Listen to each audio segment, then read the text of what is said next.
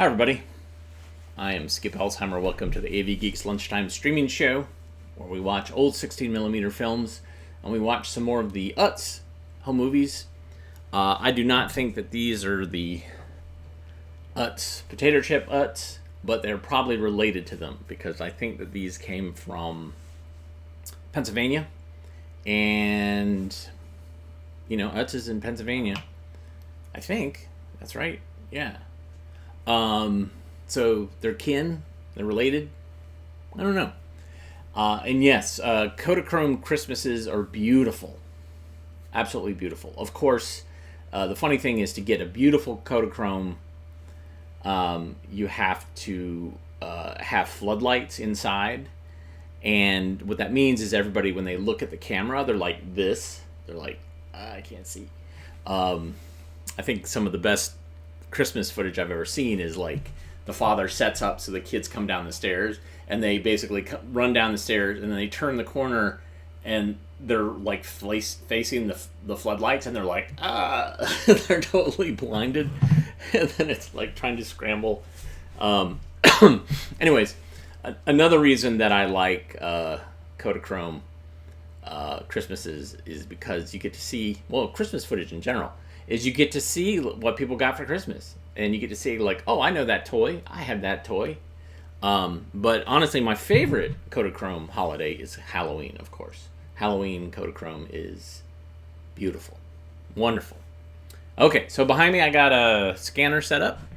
And we've been moving films out of the basement into storage units so that we can clean up the basement and try to waterproof it and climate control it, make it a better place to store films, make it more film vaulty. But anyways, I found this title and I was like, I don't know what this is. Let's watch it and find out. This is Right On. Enjoy.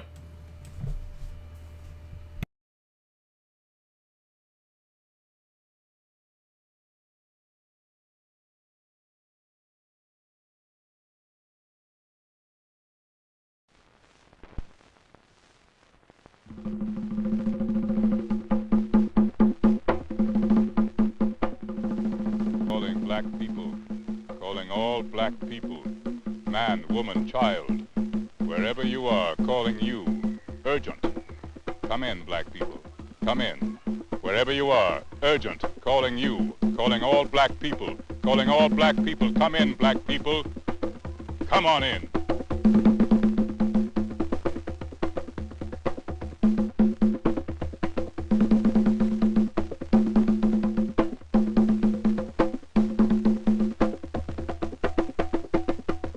As the movement, what we're interested in doing is, turning black people on, getting them interested in art, being able to, regardless of whether they buy, are able to afford to buy a painting or what have you. I have found that I express most of my ideas through figures. And anything that I try to say, I think of an individual, because to me, this is what it's all about, that you relate to people. One thing that I think is important is that black artists don't get too personal. I think that you have to say something to people, and you have to say it in such a way that people understand it. There's some things which are constant within the black experience which have to be dealt with. And when these things are incorporated in your work, then you're really trying to establish a true Afro-American or African-American art. A lot that as black artists, how can one consider himself an artist and be so narrow as to only speak to one segment of the populace? I think that, that this isn't really a fair statement, because when you're concerned with the justice, with the liberation of one people, then you have to be concerned with the liberation of all people. That we've got to have strong people that are going to get up and start thinking about becoming men and women and not part of a cog in a machine. I think that the black man and the black woman has to work very, very close together. Sure, a female is part of the household, and a male is part of the household. But then again, if there are things that have to be done outside, then roles have to be dished out according to abilities to accomplish a job. Here, I was interested in projecting an image of a very strong black woman. Not to say that because of the bullets and the fists and what have you, that I expect a woman to go out and start shooting or blowing up something or what have you. What you're trying to do is stimulate thought. To turn people on, what you're going to do is present images, positive images to black people, regardless of whether they're called poster art or, whatever it may be called. If it turns people on, if they come and look at it and they're right on in you and what have you, then you have done it. I wanted to write a poem that rhymes, but revolution doesn't lend itself to bebopping. Then my neighbor, who thinks I hate, asked, "Do you ever write tree poems?" I like trees, so I thought I'd write a beautiful green tree poem. Peeked from my window to check the image. Noticed the schoolyard is covered with asphalt. No green. No trees grow in Manhattan. Then, well, I thought, the sky. I'll make a big blue sky poem. But all the clouds have winged low since he was elected. Then I thought again, and it occurred to me, maybe I shouldn't write at all, but clean my gun and check my kerosene supply. Perhaps these are not poetic times at all. We're going to play a song for you that I wrote, and it's called Chouchou. And chouchou is a French word. It means something nice for somebody you like. And I wrote it for my daughter, my little girl. She's a pretty big girl now, but we want to play chouchou still.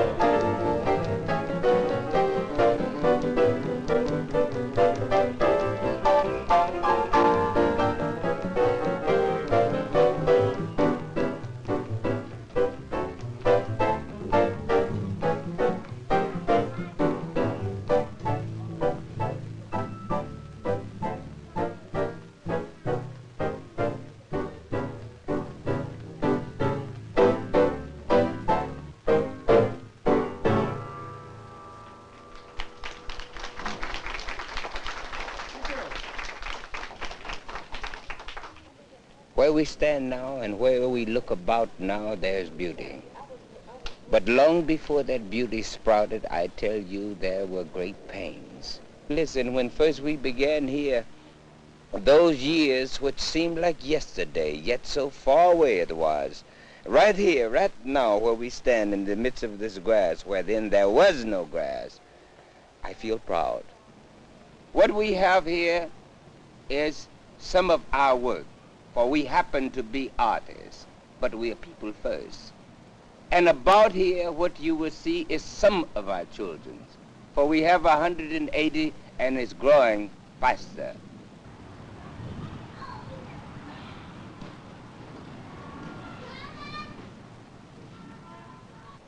St. Alphonse Village, to me and my proudness, is our 180 children that come here to paint, to sculpt, and do paper mache. My great proudness is a sense of accomplishment that the children are learning. They range from the age of 2 to 19 years old.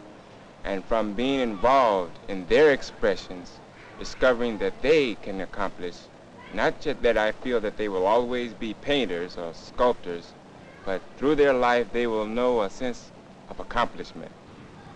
And if you do not put out the first step, if you do not plant the first seed, which is your birthright, then truly you deny yourself. And this is what is going on here in St. Elmo's Village, that every person is putting forth theirs, consequently getting theirs. It is through people and through our efforts here that allow us to meet as people. It is not just painting here, though that you see is painting. It is through paintings that we are extending or trying to enlighten one to his awareness, his day, using his now. This is part of our seed, our roots, truly all of our gut, all of our ability. This we have created from nothing, from a place of corrosion to a place of this beauty.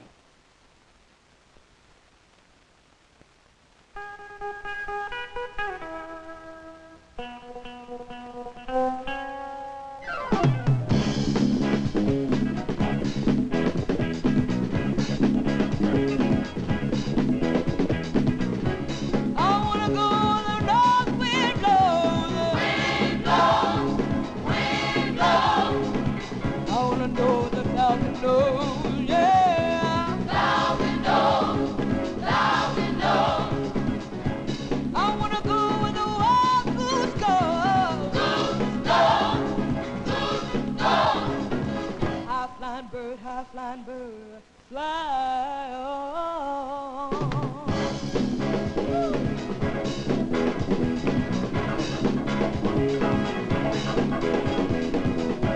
I want the clouds over my head, over my head, over my head. I don't want no snowboard day, yeah. Snowboard day, snowboard day. I'm gonna live until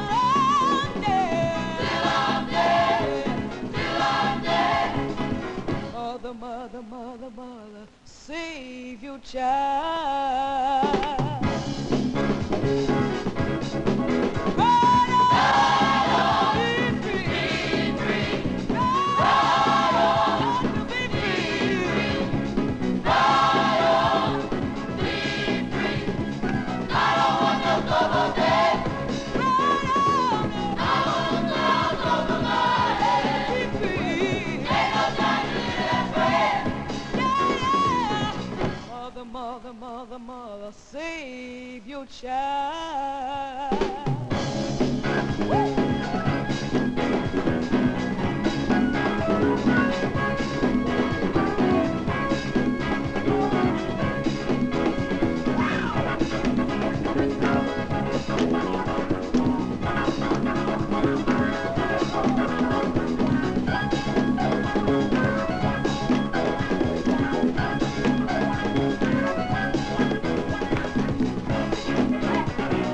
I don't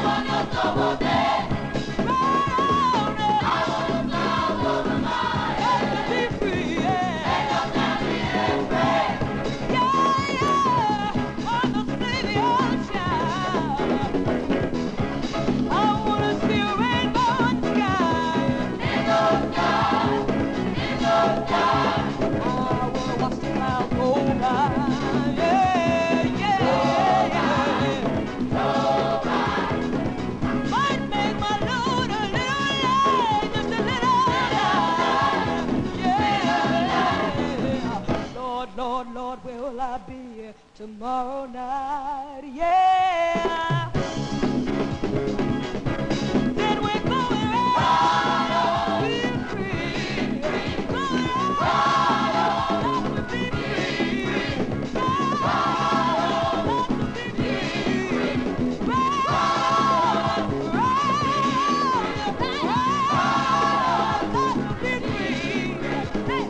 be free. Then we're going right on, we're going right on, we're going right on,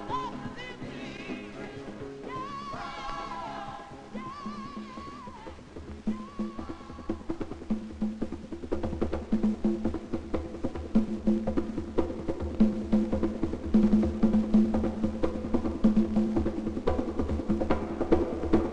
free.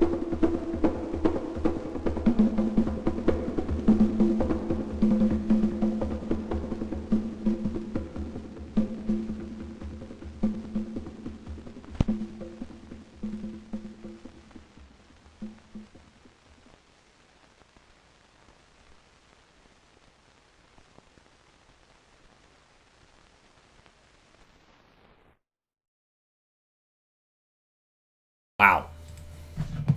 That was phenomenal. This is why I like watching films for my collection. Beautiful, beautiful footage. Some names that we know, some faces that we know. It was that Blackula. What an amazing actor and presence he is. And yeah, this is why we like watching stuff like this. And it was out of the blue. So, hooray! Okay, where are we? Now let's go back to our crappy cornet films. This next one is Taking Responsibility. Excuse me. It's a series, and it's kind of riffing off of. I feel like these are made in the 80s, and there was a series that Cornette did in the 50s called in 60s called Beginning Responsibility. And so this is a Taking Responsibility, and this has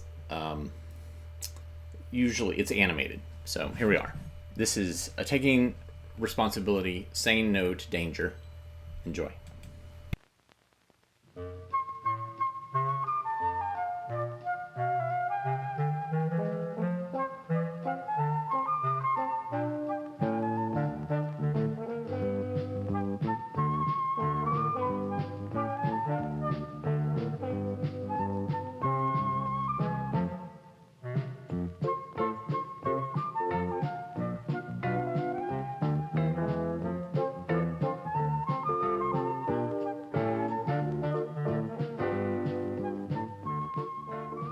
Maybe you and your friends are a little like our three pigs. You live in the same neighborhood together. You go to school together. And you play together. And maybe you're a lot like each other in many ways, except when it comes to being safe. While most of the things around you are safe, there might be times when you or your friends come across something that isn't so safe. Even something that could hurt you a lot. You find yourself near danger. And that's where you and your friends might act differently. Maybe you'd be smart enough to say no to danger. But maybe one of your friends would take a chance with danger.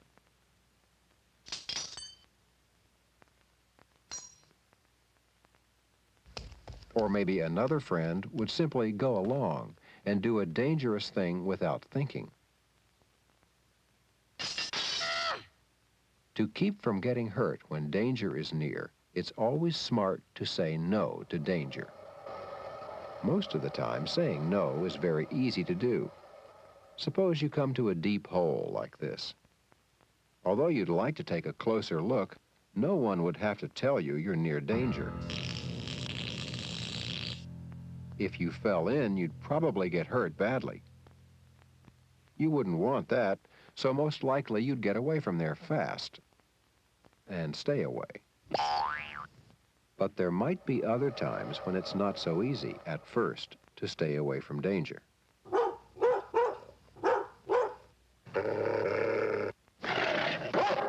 Accidents like this happen to everyone sometimes. It's hard to stay away from a dangerous thing if you don't know it's dangerous. But like everyone, you can learn from accidents. If something hurts you even once, then you know it can be dangerous. You don't have to learn a second time. And once you know something is dangerous, then it's easy to stay away. But what if you can't tell if something is dangerous? What if you find something that looks like it might be fun to play with, but you're not sure it's safe? You might wonder what you should do, but actually it's very easy to decide. Just follow this simple rule. If you don't know, don't take a chance. Often you can't tell just by looking at something if it can hurt you, even if it's something that can hurt you badly. So if it looks like it might be even a little dangerous, ask an adult about it, or just stay away from it. Don't take a chance. Here's another kind of chance no one should take. Suppose your friend is trying out your skateboard, but he's thinking about something else. He's not watching where he's going, and he gets hurt. In this case, he knew about the danger, but he wasn't being careful. Whenever you and your friends are doing something that you know can be dangerous, you need to pay close attention to it. You need to think carefully the whole time. If you don't, you're taking a chance with danger. And that's never a good idea. But if you're careful and you pay attention, saying no to danger is easy. So when is it hard? Suppose you're near a building that's under construction in your neighborhood. You know that places like that can be dangerous, and that makes you want to leave. But suppose one of your friends wants to play there anyway. Your other friend might be caught in the middle and might not know quite what to do. If you're the one caught in the middle, you feel a certain pressure, a funny feeling. That could be a danger signal. Which way should you go? That's when saying no to danger might not be easy. One thing that can help you say no is this. Think carefully about what the danger might really be. You know that anywhere there's building construction, there are a lot of things to get hurt on. Bits of broken glass, nails sticking out of boards, ladders, sometimes sharp tools, maybe even power tools. It's not hard to imagine how someone could be harmed by these things. Once your friend has thought about the harm, he might not feel so much pressure. He would probably decide that since someone could get seriously hurt, playing there would be just too dangerous and that he shouldn't do it. If your friend decided this, it wouldn't be easy, but he'd be saying no to danger. But there are times when it might be even harder for your friend to say no. You know that walking on a high wall or fence is dangerous, and that if you fall, you could be really hurt. But suppose your friend wants to show he's daring enough to do it. Maybe he thinks that others will like him better if he does it. He wants very much to show off, but he also knows that it could be dangerous. Once again, he's caught between two things pushing him two different ways, showing off for a friend and danger. This time, he might feel even more pressure than before because showing off for a friend might be really important to him. Again, he might get that funny feeling that something is pushing him to do something he shouldn't. That feeling is a warning. It helps him by telling him that danger might be near and that something needs to be done about it. Just like before, imagination can help too. It's easy to think that no matter what you do, you won't get hurt. But sometimes people really do get hurt, and sometimes badly. Your friend just needs to imagine what kind of harm could happen if something goes wrong.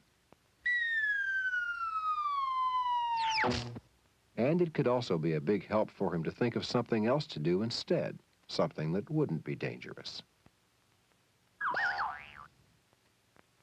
But even with all these things to help, there still might be times when it's even harder to say no to danger. Suppose, for instance, you're with your two friends, and this time they both want to do something they shouldn't. Suppose they both want to play someplace that's very dangerous, and they want you to do it too.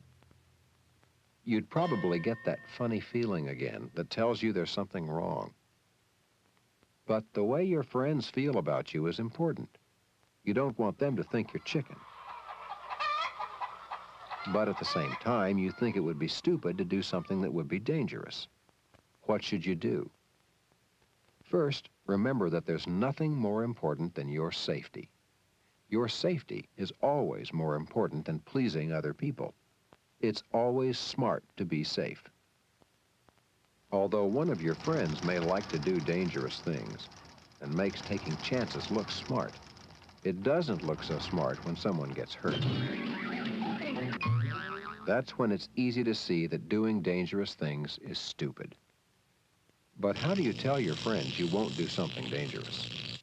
The best way to do it, the easiest way, is to say it in a strong voice. No.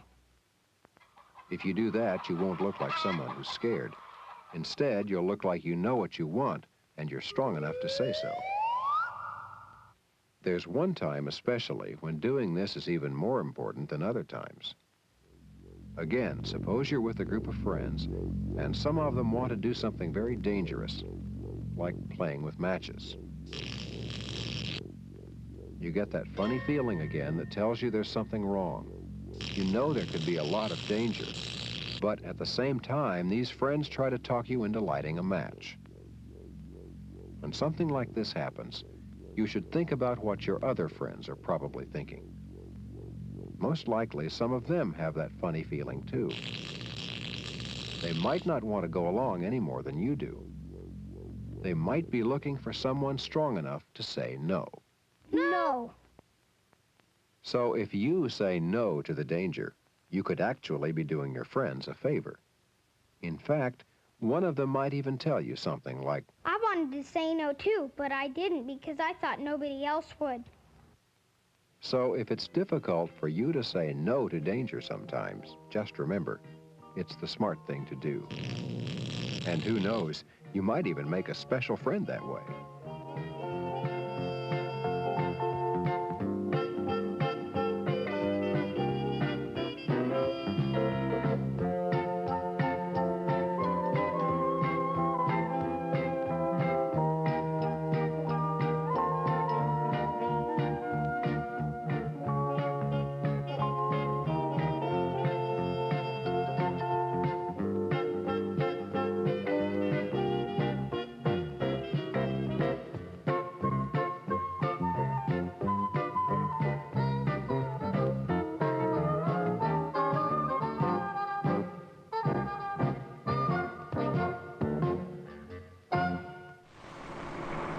I can check that gear in a minute, so don't touch anything, okay?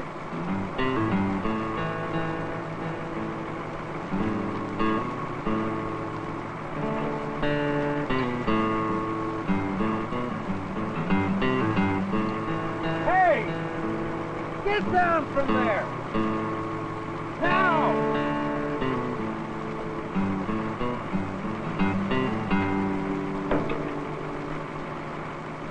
Hey! Turn it over! What if it bumped that control by accident? You'd be mincemeat by now. What have I told you? You don't work on equipment when the engine's running. Well, I told him not to touch anything. All right, I guess I wasn't thinking. You weren't thinking? You mean you'll work on engines and machinery and not think of your own personal safety? Here. Shake hands with danger.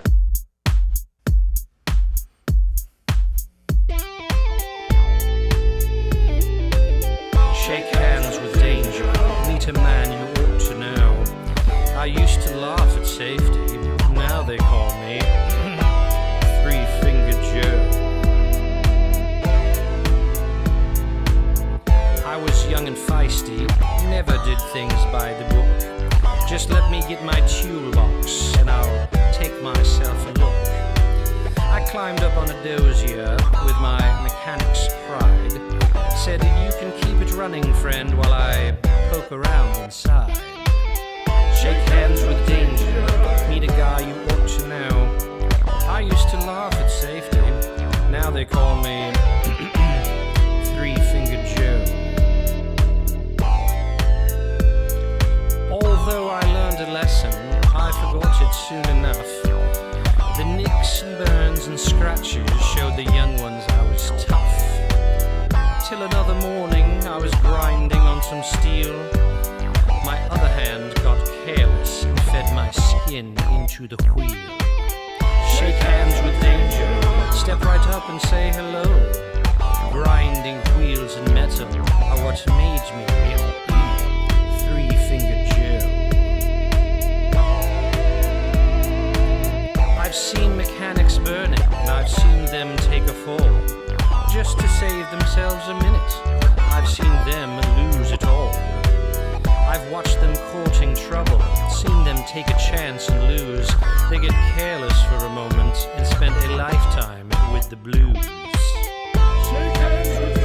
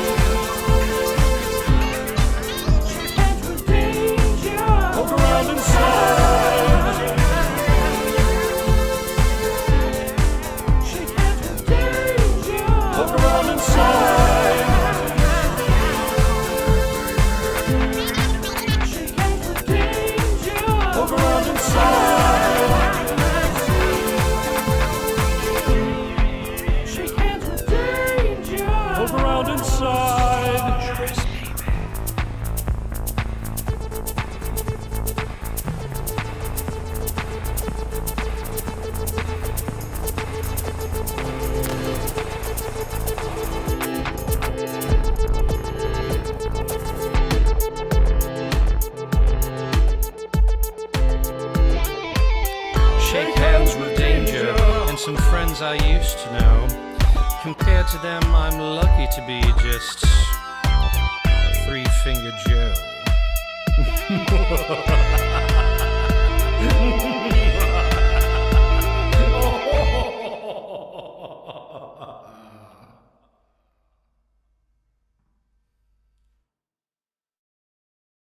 You asked for it. And it's been a while. I was going to try to go the whole month without playing those two songs that I keep playing. But, I'll turn that up a little bit. Yeah, I couldn't help it. You guys were asking for it, and I was like, you know what? It kind of works. So, yeah. All right, so behind me I have another film on the scanner. And I'm going to keep striving to try to do at least 2 films on the scanner.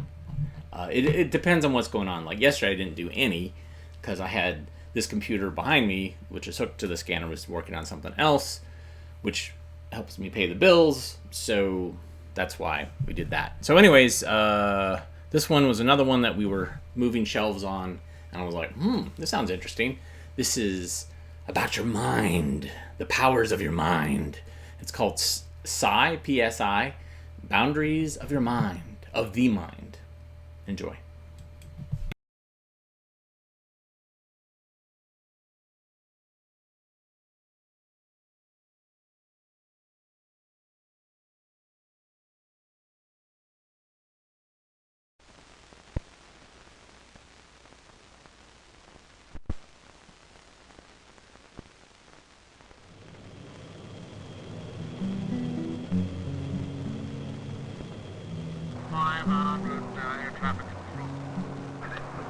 28.7, Roger.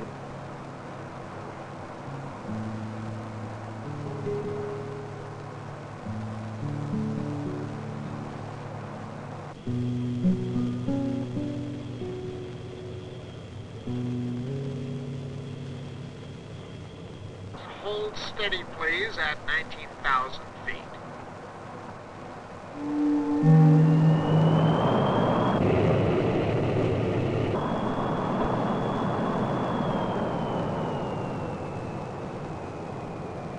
Why did you do that, Rube?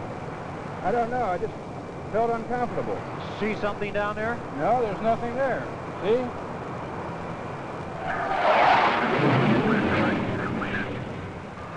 How did you know? I wish I knew. Throughout history, people have been perplexed by events they couldn't explain. By dreams that seem to predict the future. By the ability to envision distant events.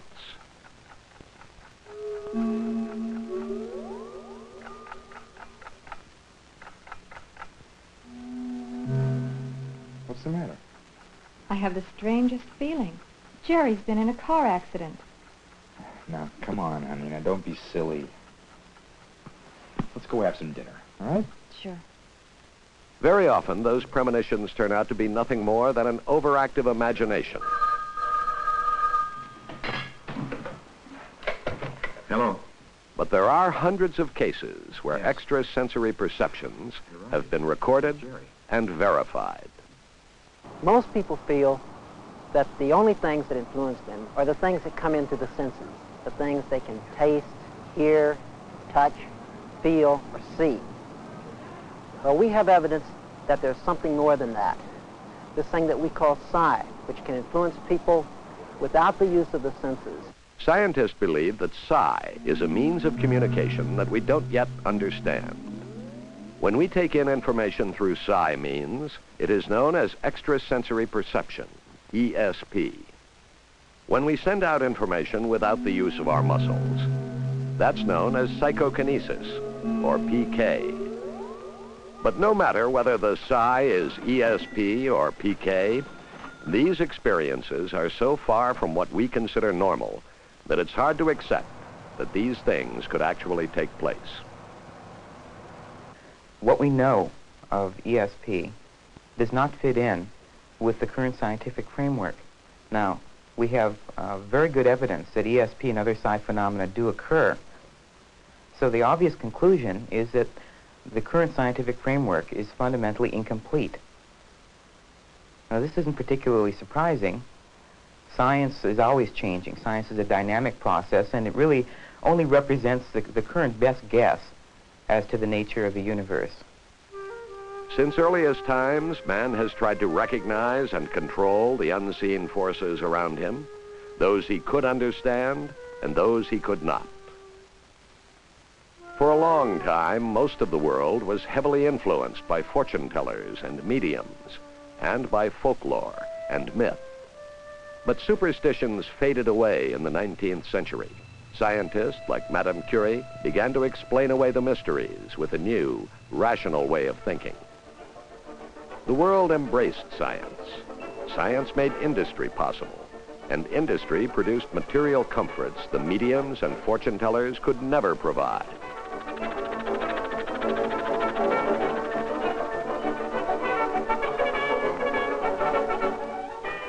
In the bustle of the new scientific age, the Western world dismissed things like ESP as unscientific.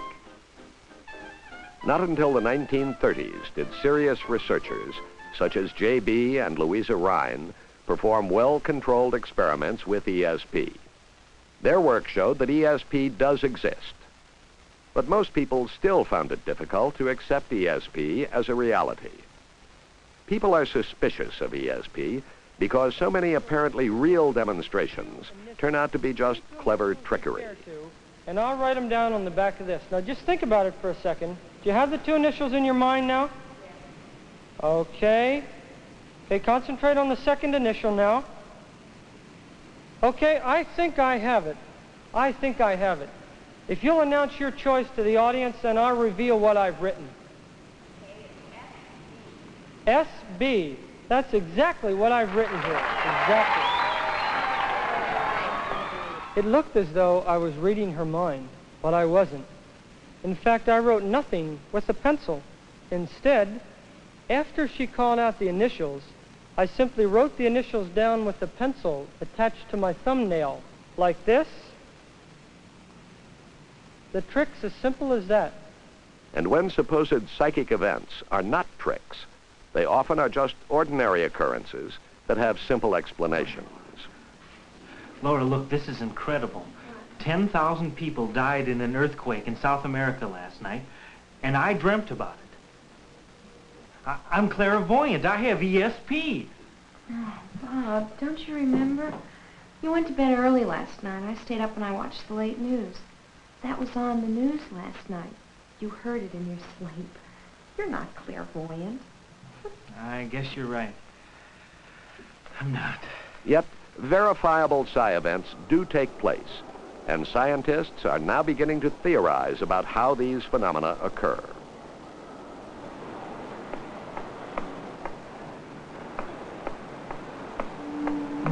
Hey, Charlie!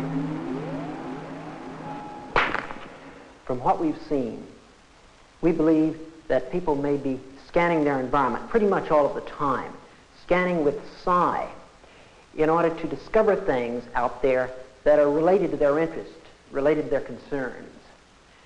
And when they discover these things via this unconscious psi means, they react to them. It begins to influence their actions in some way. They're usually not aware of this. It's quite unconscious. It's very subtle. But there's a definite influence on their behavior, it seems. Luck or coincidence may be the only factor that's involved in this type of incident. But we think there may be another factor, namely psi. Some psi research laboratories are seeking to discover under what conditions ESP can be repeated most reliably. This experiment was filmed as it actually happened at Maimonides Medical Center in Brooklyn. Ellen Messer has volunteered to be the subject in this test. Sharon Harper will try to send images to Ellen from a room down the hall. The images she sends will be from a Viewmaster slide wheel taken from a packet chosen at random. Now, each packet contains 4 different slide reels, as you can see. And the sender will only send one of these reels. All right, I'm going to be in a room at the end of the hallway. Yeah. I'll be looking at some slides, which I'll try to send to you. Researchers have discovered that most ESP experiences occur when people are very relaxed or are dreaming. Really relaxed, and you've been giving your imagery. Ping pong balls over her eyes break up the normal patterns of visual perception. I've done this before. It usually works very well. A monotonous hissing through the earphones quiets her perceptions of sound. And we're going to leave, and we're going to start the session, okay? These preparations serve to diminish the normal senses, making the mind more receptive to internal imagery. Thanks a lot.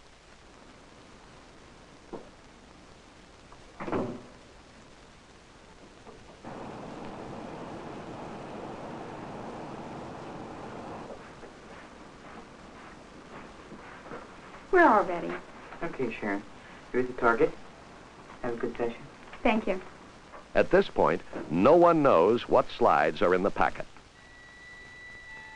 After 10 minutes of relaxation, Sharon selects one slide wheel from the packet.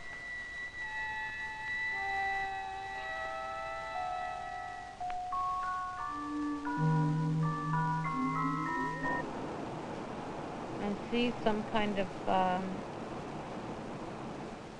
tubular structure over my head, like almost like an elevated subway, and I'm driving in the car beneath it. And I see a lot of red lights.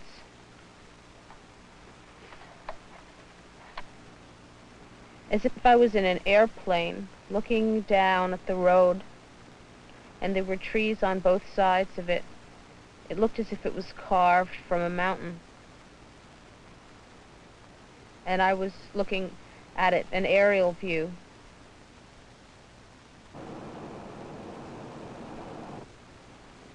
Cliffs, very high, craggy cliffs. and the water is down to my left. Different bas-relief pictures on the walls, actually on stone. Image that keeps coming back is driving down that road with the red lights and the tubular structure above my head. And it keeps returning again and again and again. Okay, fine. Okay, I'll just give you, take your After half an hour, Ellen is brought in to look at the slide wheel packet. At this point, only Sharon knows which slide wheel was viewed during the experiment.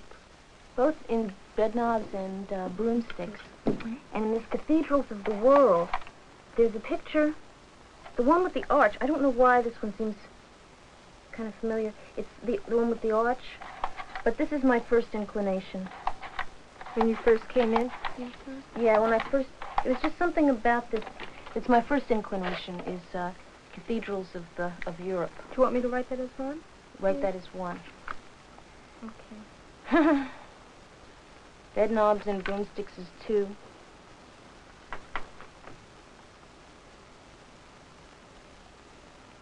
Your woods will be 3. Birds of the world will be 4. I guess that's my order. Okay, I guess we should get Sharon in here to tell us what it was. Hi. Hi. Why don't you tell us what it was? It was Cathedral. Hey, another direct hit. Fantastic. Fantastic. She came right in here and said... There is one chance in 4 that Ellen could have made a lucky guess. But the group at Maimonides has repeated this procedure more than 200 times and reported direct hits in 44% of the experiments. The odds against that happening, strictly by chance, are 100 million to 1.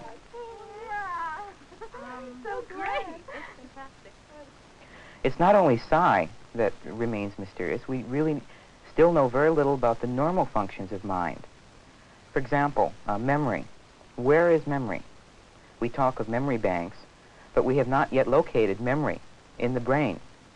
One of the world's leading neurophysiologists, for example, Sir John Eccles, who won a Nobel Prize for his work in neurophysiology, has repeatedly warned that we should stop pretending that consciousness is not a mystery. At Stanford Research Institute, one of the goals is to determine whether psi information is transmitted via some type of radio wave or magnetic field or other means. This experiment is part of a series of remote viewing trials. Gordon Sheridan, who has volunteered for this test, chats with Dr. Russell Targ in the laboratory as Dr. Harold Puthoff receives a randomly selected target location from a senior SRI executive. Accompanied by our photographer, he leaves the institute, opens the envelope, and drives to the target location. At the laboratory, the subject tries to visualize the area Dr. Puthoff is viewing. There's a building to their left. There's some trees to their, well, very close to them. It's a dark brown building. Look around at the building. Do you see anything else in the neighborhood of that building that might be interesting? There's some hedges between the sidewalk and the parking lot. Maybe you'd like to draw what that looks like. Okay. World's worst artist. By comparing what the subjects visualize and the actual targets, SRI scientists hope to learn much more about such factors as the distance over which psi communication can function. At the time this film was produced, SRI had published results of 53 remote viewing experiments, and independent judges had correctly matched targets in over half of them. We know that we have something. We know that psi is real, that it works, but we have not yet discovered the mechanism underlying it. Well, we assume that when psi events occur, there must be corresponding events going on in the body, and particularly in the brain. And the question is whether we can learn something about those events by studying the processes that we can measure at the surface of the body. During the experiment, you'll be relaxing down in the basement in our room, which is over that way, about 150 feet. And we'll be recording your EEG. And occasionally, the computer will be turning on this light up here in this room. Get an idea what that looks like. The room will be very dark, and it'll be a good bright flash. And we'd like you to try and get a sense of what's happening up here. And then after each trial, you'll be asked to give your guess about what you thought was occurring, whether the light was on or off. Okay, Steve, we're all set now. Now we can take the signals from your scalp, and they'll come down the wire, down into the board, out into the polygraph, and up to our computer. Okay? All set. Every 20 seconds or so, the computer upstairs decides to either flash the strobe light or not to flash it. Downstairs, Steve's job is to visualize what's happening with the strobe and indicate his guess by pressing the button.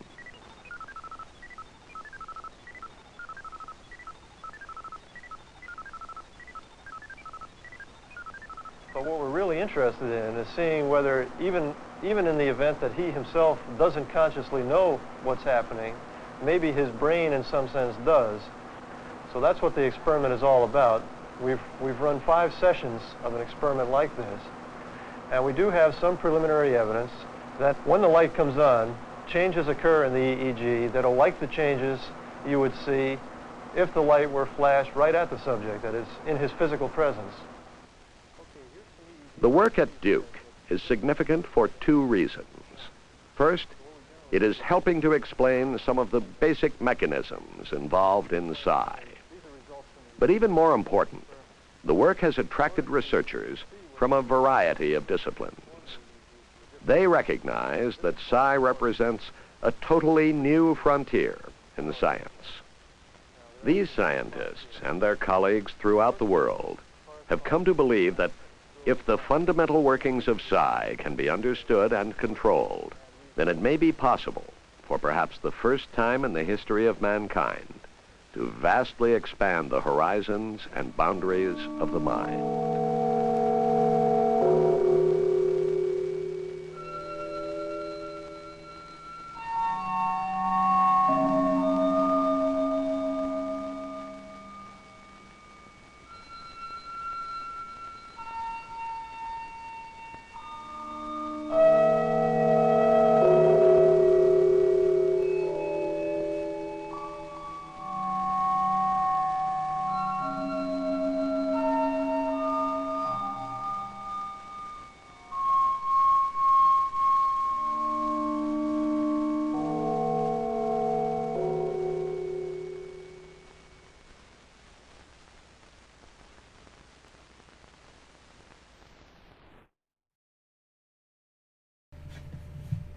Wow, worse than Wonder Cat? Someone in the comments says that this was worse than Wonder Cat.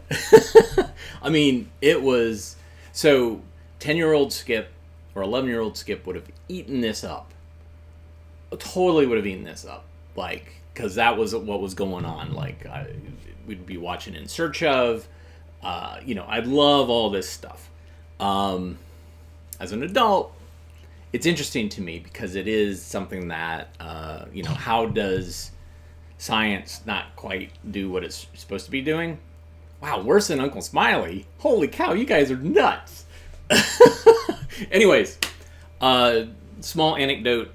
So Ryan Institute is what was part of the Duke University psi experiments, and now they've separated. Duke's like, yeah, you got to go somewhere else. Anyways, I was called in as a consultant to go through their films and to put together for a grant. They were trying to get a grant to get their stuff digitized. And so, they, super nice people, still trying to do research. I don't know where they get their grant money from, but, they didn't eventually get the grant, but half of me is like, man, I just want to go over there and just help them digitize all their stuff just because it just fascinates me. The 10-year-old Skip is like, ooh, But anyways, yeah, 70s, all that stuff was whacked out, all that wacky new age stuff that turned into cult stuff, etc., etc. Thanks for tuning in today. Very much appreciate your comments, and we got to see some awesome stuff, right? I mean, even if you didn't really like the sci Boundaries of the Mind, I mean, you know, it's a dated, interesting thing, and it certainly has bounced back in other horrible Discovery Channel shows, and other stuff.